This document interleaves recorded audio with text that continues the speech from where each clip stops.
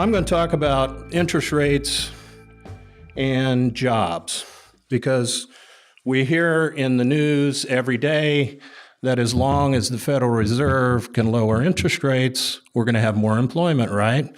You hear that each and every day. So I want to talk a little bit about interest rates and how it relates to jobs. Now, consumers and entrepreneurs often speak about the cost of money when referring to interest rates. In fact, modern lenders, of which I used to be, we would call loan, the interest that we would charge would be loan pricing, in fact. So viewed in this way, you can think that interest rates are like any other good. The cheaper the good, the more affordable it is. And if the central bank can lower interest rates as much as possible, then they can essentially turn scarcity into prosperity, right? They'd be modern day alchemists, if you will. But the problem is right now is the low interest rates that engendered the boom that we had, the boom in housing, the boom in stocks, the boom in commercial real estate, commodities. There's still a deleveraging going on. There's still bad loans out there to be liquidated. And so that's working against this lowering of interest rates. But central bankers are undeterred. They continue in their faith, in their ancient tradition, that if they can just lower interest rates low enough, then they can re-stimulate the economy. And if the patient, being the economy, doesn't respond, that just means they haven't given them enough medicine. They haven't lowered interest rates low enough. And that's what we constantly hear. In fact, a year ago when the Fed announced that it was going to do quantitative easing 2, otherwise known as QE2, they were going to buy $600 billion worth of government debt with money created out of nowhere off the Federal Reserve balance sheet. The Associated Press wrote, the idea of QE2 was for cheaper loans to get people to spend more and then stimulate hiring. And that's what the thought was, if you could just get interest rates low enough. So let's look at what interest rates have been in the last 3 years. Since December of 2008, the Fed funds rate, which is the interest rate that the Fed controls, has been 0 to 25 basis points. Basis point being a hundredth of a percentage. So 0 to a quarter interest has been, or 0.25% interest has been the interest rate that the Fed has dictated. They can't go any lower than that, by the way. They'd like to go negative. They'd like to have negative interest rates, but we'll get into that. Now, at the end of 2008, let's see what the interest rate's been on a 10-year bond. At the end of 2008, the interest on a 10-year bond was 3.92%. Today, it's 2.94%. So 10-year money has come down 100 basis points. Now, how about 1-year money? Back in 2008, 1-year money was 1.44%. That's pretty low. Today, 17 basis points. That's 0.17%. Now, the prime lending rate is really what most people borrow at. If you're an entrepreneur, if you're a consumer, a lot of times you're lending off prime. And the bank prime rate was slashed to 4% in October of 2008. That was right around the financial crash. It was slashed to 4%. Less than a year before that, the prime rate had been 8.25%. So you saw those interest rates come way down, and prime rate has actually come down from there to 3.25% and has been there ever since. So you have an extraordinarily low prime rate that we've had for the last 3 years of 3.25%. 30-year mortgages, another rate that a lot of people follow and are very interested in. End of October of 2008, 6.87 for a 30-year mortgage if you were going to get a home loan. Last week, 4.49. 200 basis points less. So rates have been extraordinarily low for 3 years. But what are the banks doing? So the idea, remember, was you lower rates, people borrow money, they start hiring, right? Well, the banks aren't lending the money, and the borrowers aren't borrowing it. The first quarter of this year, loans were down $126 billion in the banking system.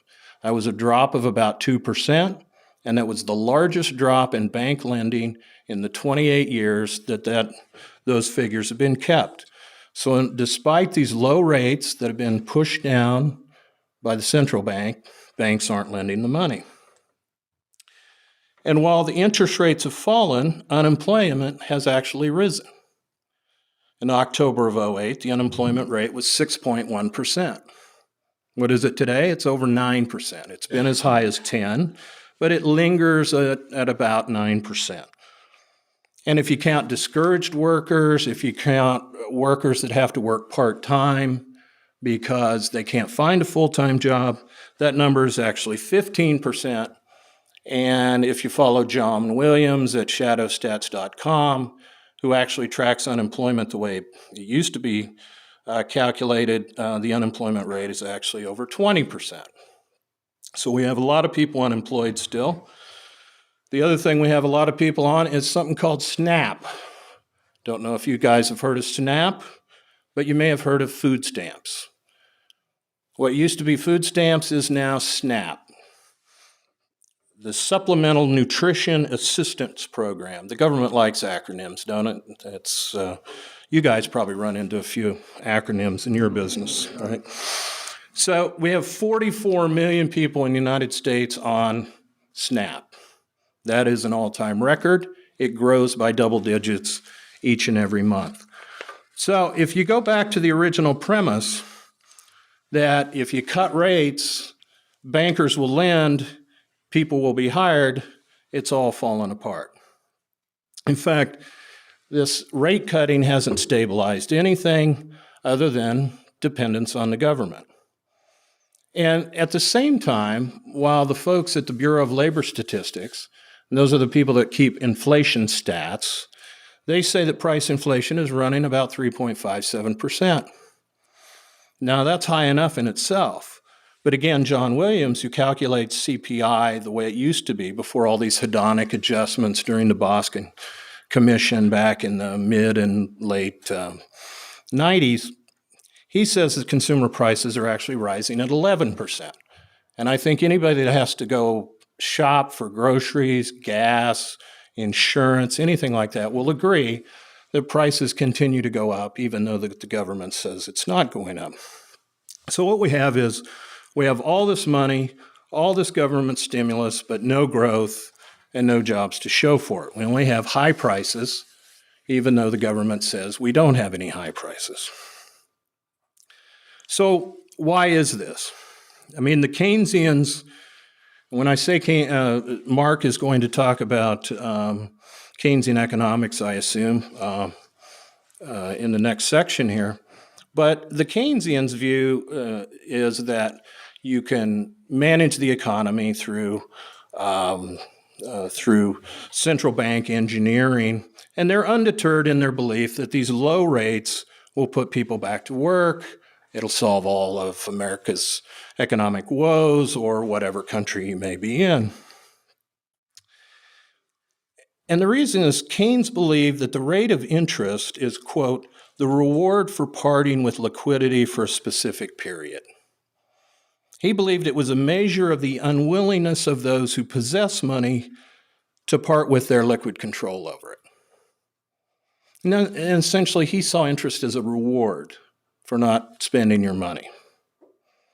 And he actually believed that those who hold cash for speculative money to be wicked. And it was up to central bankers to stop this evil.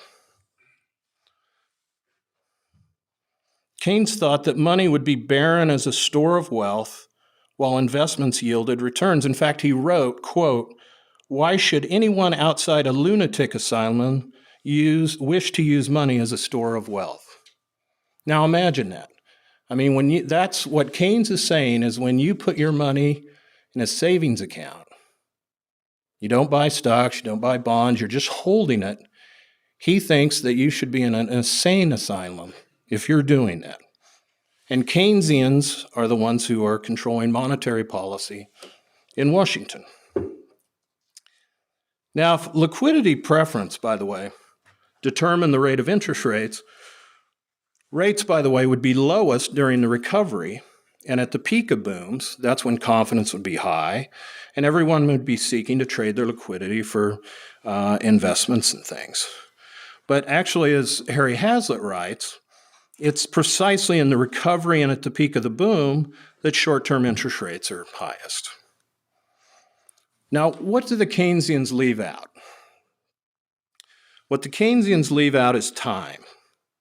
They leave that out of their calculus. While lenders may think they're lending money, they're actually lending time. Present goods are more valuable than future goods. Borrowers buy time.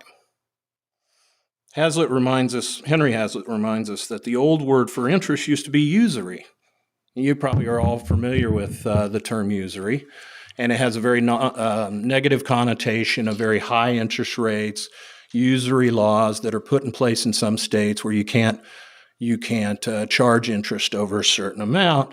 But actually, that word is very descriptive, more so than interest, of what interest is. It's actually the use of time is what you're buying. Now, Ludwig von Mises explained, and of course this is the Ludwig von Mises Institute, so I have to throw in a Mises quote, "People do not save and accumulate because there is interest. Interest is neither the impetus to saving nor the reward or compensation granted for abstaining from immediate consumption. It is the ratio in mutual valuation of present goods as against future goods." So if I ask everybody in this room, I said, would you rather have, bless you, would you rather have $50 today or $50 in a year? What would you say? Today, right? It's easy. Now, if I said you could have $50 today or $70 in a year, what would you say? It depends. In fact, there's about 50 of you in here. I might get 50 different answers, right? I might get 5 different answers. I might get 10 different answers, but who knows? And everybody's discounting of the present rate of this money is going to be different depending on their circumstances. And yours may change from one day to the next. If you got a bill due or stumbled onto a girl at the bar or whatever the case may be. So it's important to realize that the collective time preference is not something that the monetary authorities know when they're setting interest rates. They can't know what the collective 50 opinions are for present valuing, even in this room, let alone the entire country, let alone an economy. It's determined subjectively by the actions of millions of market participants. And this is out of the reach of the monetary authorities. And that's why whenever they set interest rates, they always get it wrong. Whatever they do will not fix the economy. It's impossible for them to know what the proper interest rate should be. When they dictate interest rates by command and control, they bear no relation to the time preference that you guys or anybody in the economy, any economic actors display. So what they can do is only cause distortions and chaos. Now, F.A. Hayek, you may have heard that name, you may not, but he won the Nobel Prize in 1974. He was an Austrian. And he said that monetary and fiscal policies by central bankers are the product of what he called the scientistic attitude, which is in fact unscientific in that it involves a mechanical and uncritical application of habits of thought to fields different than those in which they are being formed. In other words, this works great, dictating interest rates, dictating policy, if you're in a laboratory. But when you have actors, millions and millions, billions of actors who are engaged in subjective transactions, subjective valuations, different time preferences for each individual, different time preferences each and every day, there is no way that these interest rates can dictate what will happen with an economy. Now, James Grant, who writes a wonderful publication called Grant's Interest Rate Observer, he wrote recently, "The trouble with living authorities in money and banking is the ideas they absorbed in school. For instance, that a central bank can calibrate the rate of disbasement of currency it prints by adjusting the speed of the digital press. Or that the Federal Open Market Committee can pick the interest rate that will cause the GDP to grow and payrolls to swell and prices to levitate at 2% per annum, give or take a basis point. Such things are simply impossible." So while the Fed thinks it can print money, and that means more employment, they can print money, but they don't know what's essentially going to happen. Right now, we have a clearing of malinvestments that were created by the Fed's low interest rates during the boom, the stock market boom, the dot-com boom, the real estate boom. And while those malinvestments are being cleared, it makes no sense to lower rates so that people want to buy the very things that need to be cleared from the market. There's no sense propping up home prices. There's no sense propping up the price of cars with cash for clunkers and those kind of things. Those malinvestments need to be cleared. And the fact is that those pushing the monetary buttons for the Federal Reserve are just naive in believing they can steer the economy by setting interest rates. So that's why when you read in the paper that they've lowered interest rates, they're going to keep them low indefinitely to spur employment, and it's not working, the reason is that money, instead of rushing into productive activities, gets misdirected into speculation, into malinvestments. So what do we have? We have unemployment at 9%, 15%, 20%, depends on the number you choose. We have 44 million people on food stamps and growing. You have businesses going out of business everywhere. But then Washington seems to be doing okay, right? Real estate, in fact, even is good in Washington. Wall Street seems to be doing okay. And that's who gets the money first, and that's who is benefiting by these low rates. It's not the guy on Main Street that's borrowing from his local bank to create jobs. It's the guys on Wall Street borrowing at 0% and speculating in derivatives or stocks or whatever instrument they choose. So what we have is low interest rates are not going to increase employment. They're just going to increase chaos, distortions, and speculation. And if you like the current economy, it's my view that you're going to like it for a long, long time, because we are stuck with this for quite some time. Thank you.